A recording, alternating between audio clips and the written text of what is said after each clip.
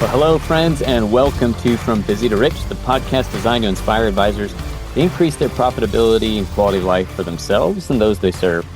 Today, Wes and I are joined by a very special guest, Jesse Mecham, who happens to be a financial expert. If you're not familiar with him, best-selling author, public speaker, founder of YNAB, or you might be more familiar with it as You Need a Budget. Wes, good to see you. And Jesse, it's truly a pleasure to have you on our show today. No, thanks for having me. I'm excited. You know, you and I are in the 10X Ambition program with Strategic Coach, and we just had a great conversation and a lot of stuff in common. And I think it'd be great for our listeners today to really just get a feeling of, tell us about what you guys do, what life's like for you today. And then I think it'd be fun to go back in time a little bit, talk about how you got into what it is you're doing now.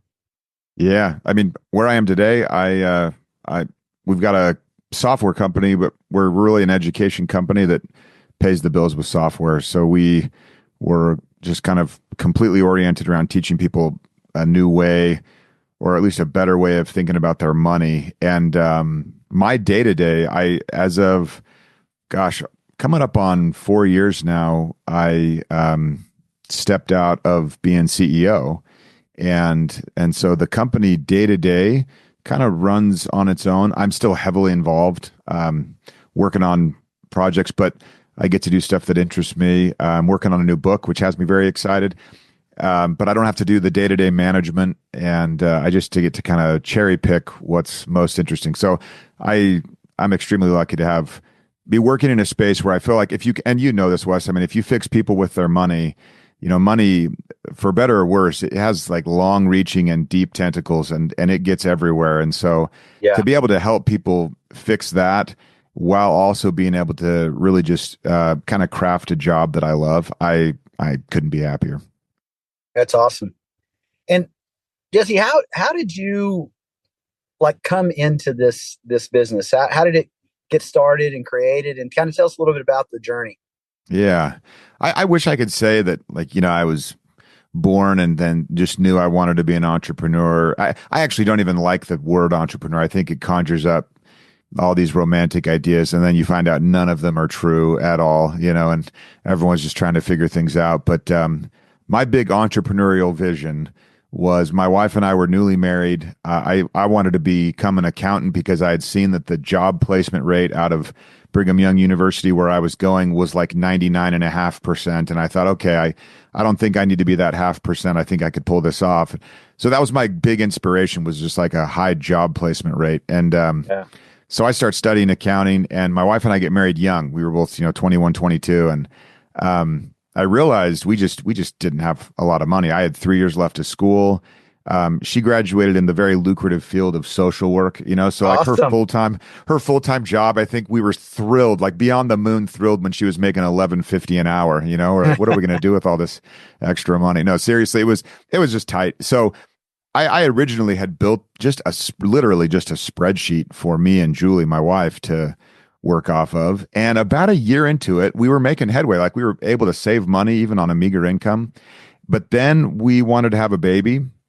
And as that started coming inbound, knowing, it's 9 months out, we were looking at Julie stepping out of the workforce, and I just wasn't going to be able to get through school without borrowing money. And I did not want to borrow money. I just didn't want to at all. And so I started coming up with ways to make some side income.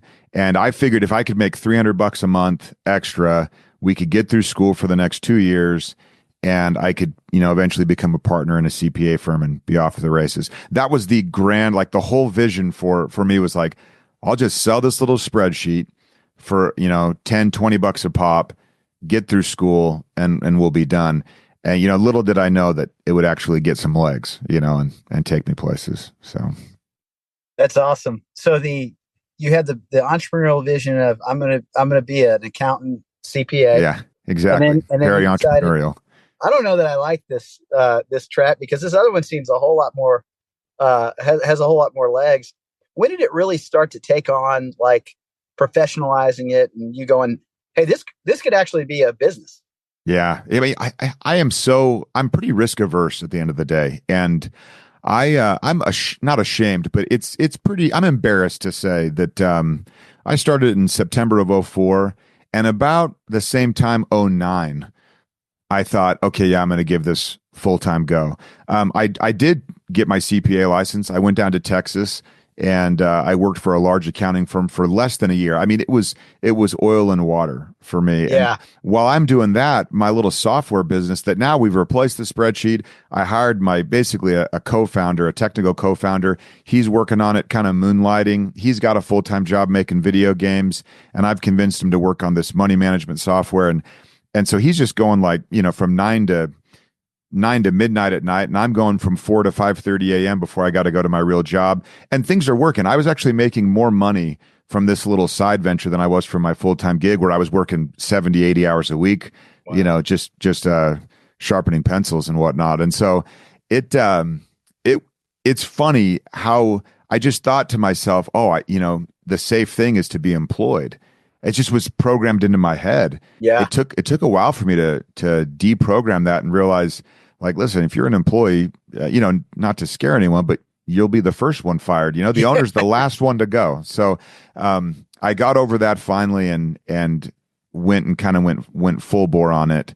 And that was when it really started to unlock. Being able to just focus fully on the thing and not have it be this part-time mental endeavor even was a big lift for me. I love that. I think it reminds me, my first job, I had two jobs in high school. One of them was I worked at a Blockbuster Video, um, and made $4.25 an hour because that was the minimum wage. Yeah. And all the videos I could watch though, those were the big perks. There you go. Yeah. And then I was also in the taxidermy business, believe it or not. I had this guy that had taught me, and we moved to Odessa, Texas, and there was no taxidermist there. So I put my cards at the meat market, and I would make in a deer season what I would have made in like 3 years of working at Blockbuster. And I think kind of like that epiphany that you had, for me was like, one, this is a whole lot more fun.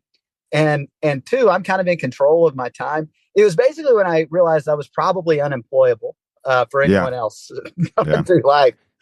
And it sounds like you kind of came to that realization too of those. Man, I wish we would have met like last year, because my boys caught a badger in our chicken coop, shot and killed it, and they were thrilled to be able to eventually have this badger helmet they were going to wear, and they messed up somewhere in that process, and after that thing was supposedly supposed to get dry, they figured out they hadn't dried it enough. And I've never seen 17-year-old boys so dejected in my life when they realized that hide wasn't going to be theirs for the wearing. So we needed your help there. Hey man, well, they can always run it back. And I could certainly give them some advice. I would tell you these days, when we used to tan them all ourselves, now there's so many great tanneries. You just send those suckers off. Oh, gotcha. Come back to you and way less work. It was a fun endeavor. And then, and somehow I think it had a lot to do with playing into what we do today. Is like, hey, we can make a bigger difference, really amplifying it. This is what I want to come into, because I think this is a good topic for us to go down.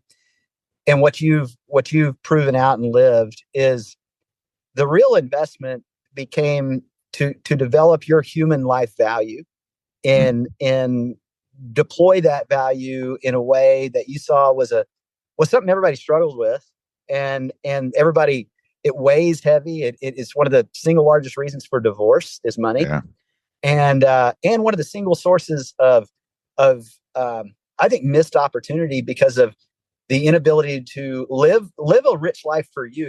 We like you said, we kind of inherit the future that we're supposed to live. I think from maybe how we grow up, Absolutely. Our family of origin and what people tell you, hey, you need to get a good job that's stable, right? That's so secure, which is, you mentioned, that's not real secure. It just doesn't exist. Yeah. In the end, those things aren't. And while yes, that may have been a risky move for you to leave that firm that had been around forever. It was large, and we have a path for you. The real risk is, can you imagine what life would be like if you hadn't done this? Oh yeah, I shudder to think, honestly. Yeah. And if we can fix the money, where I start to get pretty worked up, I think in a positive way. And you mentioned this in the intro of the show, like money is your blood, sweat, tears network. It's your entire life experience rolled up into this pinpoint moment where you earn your next dollar. Yes. And I don't mean to make it like this heavy thing. It just is that. And when people recognize that that's what their money is, there are two things happen. One, and this is where we like to come in and say, hey, for all the care you put into earning that money, we just want to take a little bit of that care and move it over onto the spending side and make sure you're caring about the spending. But also back to the earning side of that equation, when you recognize what you're giving for money, it starts to do one of two things. Either the job you're at, you enjoy more because you recognize what it's really doing for you. So even if you're like, this isn't my dream job, or I wouldn't have written this down when I was 7 doing my, vision board in class or whatever. But at the end of the day, you're like, I appreciate this. I appreciate that I'm giving my time. I'm getting money in return. And when you're doing the spending right and it's lined up with what you really care about, it helps you to appreciate the earning more, appreciate the job more. On the flip side, there are so many times where when you recognize what you are giving for money, you realize you look around yourself while you're at work and you just think, oh my word, what am I giving for this? Yeah. And it starts to kind of do a little bit of the deprogramming. And either one of those options is so powerful and so positive. All we have to do is teach people what money really is, and they get there for it. I think that's so wise and so overlooked, because everybody, I love Carl Richard's definition of meaningful financial planning is about the alignment of the use of capital, and capital as an asterisk. It's time, talent, energy, attention with what you really care about. And there are so many leaks in the money kind of train, if you will, that gets overlooked. And if they would just plug some holes, if they would just figure out, hey man, there's some things I can do to do more and do more of the things I care about with the money I have. So it's not disappearing unnecessarily. One of the things we teach all the time is this is a, podcast for financial advisors. And before money ever, a dollar gets invested or allocated to a business or any of those things, so much money unnecessarily disappears to the tax system. And if they can gain a little bit of tax intelligence, just a little bit, the amount of money that's there to be able to redeploy into value creation is so massive. I'd love it if you talk a little bit about what you guys are an education company. Kind of walk us through the path that someone who finds you guys, find your software, what journey are they going to go on? I mean, one is we take them from. It's a place where their money is stressing them out. Most of the time, people, they look at how much money they're making, and they're making a lot more than they did a decade ago and a lot more than they did 2 decades ago. And they're just like, okay, I was stressed in my, when I was 25. I get that. Maybe I'm even stressed when I'm 31. I get that. But I am 45 freaking years old and I'm just as stressed as I was back then. Like, what is going on? And so they get this, and sometimes they get their W-2 in the mail for tax season and they're like, oh, HR made a mistake. And it's like, listen, man, HR never makes mistakes. Like, that's how much you made, and it's this kind of realization. Or maybe they're having a baby, or maybe they want to buy a house, or maybe they just got fired. Maybe they just got a bonus. All of these events kind of pop and they just say like, enough's enough. I got to do this right. But they view money as this kind of external chore, something outside of themselves where they think, oh, I just got to manage it. I got to do it. It's like folding laundry. It's like the worst, it's like, you got to do it because you're an adult. And what we try and do is we teach people to, one, when they learn what money really is, it's like money is, when you manage your money well, it is a level of self-care, of self-respect. Yeah. And so we want to just make sure we extend that self-care all the way through to be like, okay, we want to manage this well. We want it to start looking like an opportunity and not like a chore. And so we teach all of this. It's surrounded by one very, very simple principle, which is to give every dollar a job. And then we just walk people through 5 questions. When they want to give a dollar a job, we're just asking them these 5 questions every time. So when they get a new paycheck, they work through the 5 questions. If something happens, they find out a bunch of in-laws are coming in town, they might work through the 5 questions. They get a big bonus, they work through it. But we're teaching them how to create a system where they're starting to visualize what money does for them and the trade-offs they're making every day. Trade-offs that used to kind of subconsciously stress them out. Like the constant second guessing. You have someone that makes 300 grand a year and they're sitting there like, can we afford this? Can we afford that? Like that kind of a thing. It's just this constant second guessing. It's pernicious. And you don't feel it every day. Like you don't, well, I should say you don't acknowledge it every day. But when the unconscious becomes conscious, the change can start to happen. And that's what we try and do is we build that awareness, that consciousness around here's what your money's doing. And then they have to do the work of saying, well, here's what I want my money to do. And we just line those two up. So Carl Richards, I love basically anything Carl says. I totally agree with that guy's awesome. But the way that he says that, it's just a misalignment. We're just trying to create that alignment. I love it. It's this idea, we say it on the show all the time, is we want people to do life by design rather than by default. Oh gosh, yeah. And there are so many areas where people are doing life by design really well. And for whatever reason, the money side of things, it is just easy to fall into default and miss out on some of the things you actually care about, some of the things you actually matter most. I was meeting with some clients today, and they're in their 80s, and they've been clients for 15 years, and he's this year finally selling the remaining amount of his business. And he's sitting in the chair, and this is a smart guy. We've had these conversations over and over again. But that realignment's so critical because he's like, I have to tell you, I'm real nervous. And I said, well, let's walk through why you're nervous. He said, well, where's my money going to come from? And I said, well, how about this $15 million that's sitting over here in the form of liquidity? And he goes, because if I'm not out there earning it, what are we going to spend? And I was like, this produces way more than what you were spending anyway if we don't do anything cool with it. So, and it was so funny because the statement that came up is, it said, I want you to think about something. Right now, you have more money than you've ever had, and you're more freaked out about money than you've ever been. It's like, let's look, and I so agree with what you said. Totally about creating that awareness, that perspective that says, let's actually look at where you're at. Let's look at what you care about. What's a rich life over the next 3 years look like to you? And what job does this money have? In fact, that was the exact conversation I had. I said, you've been the one generating this income, living off of it, and then putting it into various types of jobs that all these years it's been working for you, whether you knew it or not. And guess what? Just because you aren't out there trading your human life value for an income stream, you've got all these employees that are at work, and they're creating a lot of revenue for you every year. And you need to not be afraid to spend even more than what you're usually spending. And it was just a very healthy, fabulous conversation. I would say that client is just now starting to learn the lesson that they should. You want to learn as early as possible. Yes. And it sounds a little counterintuitive, but money is meant to be spent, period. That is its only purpose. Yes. And so when someone saves up a lot, maybe they want to retire early or whatever, that's all great. But all you're doing is saying, I'm going to spend that money later. That's it. Yeah. Now, you might put it in an investment vehicle, have it earn a little bit for you. I love the idea of like their little employees going out and working for you. But eventually those employees, you also want to have them retire. Like you want that money to be spent. And people say, well, I want it for my kids or whatever. It's like, great, your kids will spend it. Money eventually will get spent. And so if we can just recognize that that's its purpose, and it's a glorious, noble purpose, right? Yes. Then in that instance, it can start to kind of unlock. And instead of I should just say it this way, Wes, like somewhere along the way, we lose our ability to imagine when it comes to our money. Yeah. And it just, I don't know, stuff just happens to us and we happen back. We just react.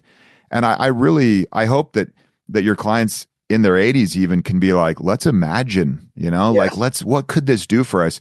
And it'll really bless them. It'll bless their family. I mean, it could be an amazing, powerful thing. Like money is a force for good. And anyone that says otherwise needs to just look around a little bit. It blesses people that it touches. It can do horrible things also, which only demonstrates how powerful it is. But most people are good, and most people will take their money and do good things when they're aware. Absolutely. I'd love to change gears a little bit and kind of go down the road of the business that you have built and some of the things that when you look back and you just think, man, if I could go back and tell that younger version of myself, this thing is going to radically alter your ability to create value out there with this idea that you have. What are some of the things that have been just consistent catalysts for you? One, I mean, it's hard sometimes when you say, like, if you go back, would you change anything, or would I tell my younger self to do something different? Because where you're at now was, is a product of all of those things. But I would have skipped the go around at the accounting firm and just gotten a year jump on my. All I learned there was don't treat employees that way, and that informed how I treat employees now. But I would have probably skipped that. I would have definitely tried to network more intensely and learn from people that were ahead of me. I was fairly introverted in the sense that I just thought, I can just learn this, kind of heads down, just grind my way through. I wish I would have looked up and looked around for some people to kind of be like, hey, that lady's 10 years ahead of me. I should go pick her brain a little bit, because those people are giving, like they're generous with what they know. So I would have probably given myself that advice. But at the same time, like, so much of it, it's just you enjoy the process. You enjoy a problem popping up and knocking it down. I love that work is varied. I love that I can jump into one problem space and then another, and it's anything but boring. And so it fits my my distracted personality, I think.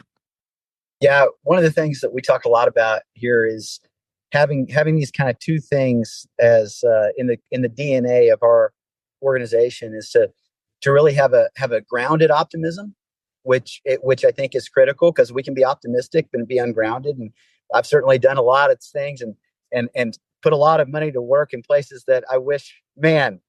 And again, it taught me the lesson, right? We learn from his tuition, we call it. Yeah. But having a grounded optimism to say, okay, what is the future we want to create? But also, if we go down this road and we're optimistic about it, why are we optimistic? Like, what are the things we need to do? And then combining that with something that I think was in what you were just saying, this savage persistence, this desire to go, you know what? I know stuff's going to go different than the way I thought, and just expecting that from the beginning. When it does, I'm going to persist without exception. I'm going to either go around it, go over it, under it, or go, you know what? I just figured out there's a new destination I want to go towards. Your thoughts on that? No, I love it. I just heard a metaphor the other day. They were talking about the difference between a buffalo in a storm and a cow in a storm. Like, a cow will run from the storm and a buffalo will run through it. And the cow ends up just in the storm the entire time, just running right along with it. And the buffalo gets out of the storm quickly by turning around and going headlong into it. And I don't even know if that's true. Some rancher financial advisor that listens is probably like, that's a full on lie, man. I can't believe he said that. But I like the idea. Okay. So, and that, like what you said, like, you have no other option. There's no other good option except you just lean in and go for it. Like, there really isn't another good option. And so it doesn't mean that every business will be a success. It certainly doesn't mean that every idea inside a business is a success. I've had more failures than successes. I've come up with ideas that just flopped again and again. But so there's two lessons there. One is, when you find a vein of gold, settle in and mine. Right? Like, just find it, work it. Don't put your head up. Don't look around. Like, stay focused. And the other side is those veins of gold are rare. And so don't be too hard on yourself when it takes a little while to find one. It's hard work. It's just hard work. So when you find it, go for it. And if you haven't yet, just savagely persist, as you said. I love that. Nice. So if you are and clearly you're writing a book right now, you've written books before. What's the kind of focus of the book you're writing right now? I mean, it's a lot of what we've talked about. We really need to rewire how people think of money. They'll throw the Bible at you sometime and say, well, the love of money is the root of all evil. And then they'll say, well, no, it's the love of money, not money. Like, we're already on our heel at that point. Like, there's nothing wrong with money. If you spend so much time earning money and then you're going to tell me it's a horrible thing, like, I can't buy it. Like, let's just accept that it's a really good thing that we spend a lot of time pursuing. So let's get comfortable with it. Let's have it start to look like self-care when we take care of our money. That's the main. It's kind of a very broad, quick rundown of what I'm going to go for with the book, I hope. I love the kind of theme of that. One of the things, there's a couple studies out there around, like, if you live to age 72, you're going to live about 600,000 hours. And there's like an average breakdown of these hours, which is pretty entertaining to look at. Mm-hmm. You spend about a third of your life sleeping. But the one that really I think is awesome and it hits in that is you're going to spend about 90,000 hours, which is a third of your waking hours on average, engaged in work for money. Mm-hmm. And the thing that gets me there is like, that's a long time, right? That's an enormous investment of your life. And so I think if we're going to do it anyway, and of course the entrepreneurs listening to this and the guys are like, I'm gonna spend way more than 90,000. Yeah, right? like a third must be nice, you know. That's right. But everybody's got an Uncle Ned. Uncle Ned hadn't had a job in 3 years because he's holding out for a management position. So he's bringing it down. We're bringing it up. Yeah. and I think about what a massive lifetime missed opportunity if your focus is, hey, I'm gonna work at a job that I hate, and I'm gonna do it because I need to create money. I need to defer until one day when I finally have the pile big enough, I can do all the things I want. When I'm too old to do a lot of the things I want to do. Yeah, absolutely. So like focusing in on two things. One is, hey, let's get some clarity and perspective on how I don't need to just inherit a thought process around the way I think about money. And if you're listening, even as a financial advisor for yourself, think about the things you've inherited that may not be serving you well. Maybe it was, I remember my father-in-law was like, hey, listen, the whole way forward is get a good job with a big company that has great benefits and do, work. Even if you don't like to work, do the work and then put enough money away over time to where eventually you can retire. And it's like, and I'm so glad that I didn't just receive that and go, oh, okay, sounds good. Mm-hmm. It's more of a, no, I think one thing, this can be like one of the most exciting parts of my life, that the money generation process, and we can do a whole lot of good with that money and exciting things to live a rich life now on my way. It's not that you don't take care of your future self and your concerns, but don't ignore your current self either. Yeah. And like enjoy what you're doing, create value out there with it. And at the same time, be super aware. I love this. It's kind of like if you want to get in good shape, you know a couple things, right? You got to exercise and eat a certain diet. And one of those awareness tools is the scale. Because you don't have to tell me, when I step on the scale after Christmas, it's going to be higher. I can just promise you that right now. And when I do, it's like, oh, and all of a sudden it puts like guardrails around my behaviors to get me back in line. And so that's what I love about what you guys do with the questions and with the software is it's like a way for them to step on the scale to not make their life more like terrible or worse. It's to free them, to actually give them a construct to make better decisions and live with fewer regrets. Absolutely. It really is that. Our methodology is essentially a decision framework to help people answer that very stressful question of, can I afford this? Should I buy this? And people they're like, oh, I don't worry about that, Jesse. And then if you could get inside their head for a moment, or if they would just pause for a moment and think through that, it's actually, they're doing it all the time and it's stressing them out all the time. And if you share finances with a spouse, it's not double, it's exponential in how much more complex that gets. And so if we can get people just start to give every dollar a job, start to become aware, start to be more intentional, it changes everything. To kind of tie it back to the beginning with, money being in everything. If you can get your money right, it just positively affects every other aspect of your life. That sleep you mentioned in that study, your sleep quality will improve if money's done right. Your relationships will improve, And so we will never tire of getting people to love how they spend instead of having it stress them out. That's awesome. One thing as we kind of wrap here, I'd love you to talk just a little bit about, because I know you're a big proponent of this, because we're both in coach together. And by the way, the tuition for coach that we're in is more than you were making in that. If I could just make that $300 to supplement that seriously. month, right? So we wouldn't even been able to get into any of the programs. It's like, but you are a big advocate of increasing your human life value, taking time to develop your own ability to be a better leader, to be a better man, to be more valuable to people around you. Just thinking around that. Yeah, I see it as almost one and the same. At the end of the day, if you're saying you have a choice of you can improve or you can stay stagnant, I don't even see that as a choice. Like if you're not improving, what are you going after? And you talk about people that lived to 72 or those clients that are now 80, or my late grandmother just passed away at 96. I mean, I talked to her a week before she passed away, and she was telling me about the books she was reading. You know, she was excited to finish this book. She was worried about when her hair was going to be done. You know, she's like in hospice, and she's like, we got to go get my hair. She's just assuming, yeah, I'm going to get better. I'll be out of here. And bless her heart, you know, that was just how she was wired. But I don't see any other way. Her husband, my late grandfather, I remember he was 95 and walking in, and he had a guitar on a little stand. And I'm like, Grandpa, what are you doing? He's like, oh, I'm learning guitar. And I'm like, you're learning guitar, you know?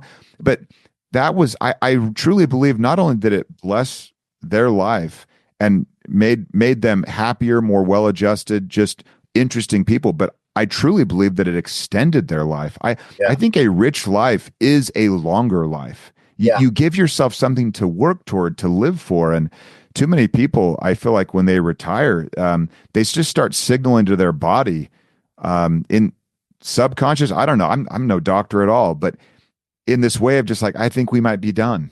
And I never want to say that. I want to like die in my field walking back from harvesting some food, you know, like they're like, man, he had a big old armful of sweet potatoes. I'll be like, that's how I want to go, you know? And just doing, you know, anxiously engaged in something good. That to me will be that's a rich life. And so anyone that's like, how do I do this? Just lean into whatever is interesting to you, you know, just go for it. That's the only option that makes life interesting and rich. I love it. And I can see you walking through that field with a Badger hat on. I think there we go. Be, you know, nice stand up. We're going to get this next one right. It's going to be awesome. Absolutely. Absolutely. I can't wait.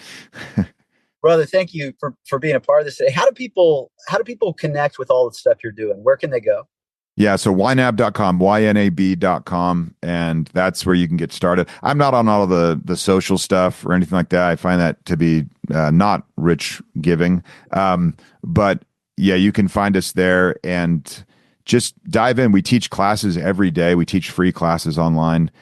We've got a ton of great content on YouTube to have people just start to recognize like, oh, money's not a chore, it's an opportunity. I can love how I spend. That's the mission. Awesome. Thanks, brother. Thank you.